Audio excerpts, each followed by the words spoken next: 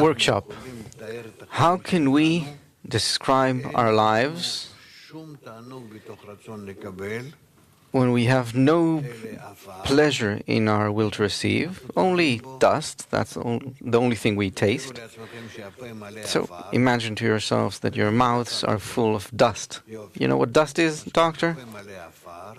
Great. So your mouth is full of dust, and that's how your whole life is in general.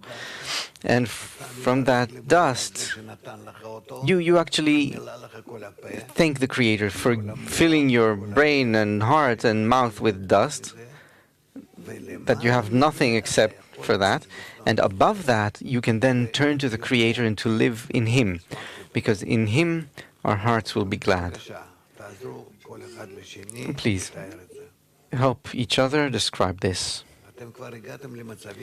You've gotten to states where you need to begin doing this. There's no choice.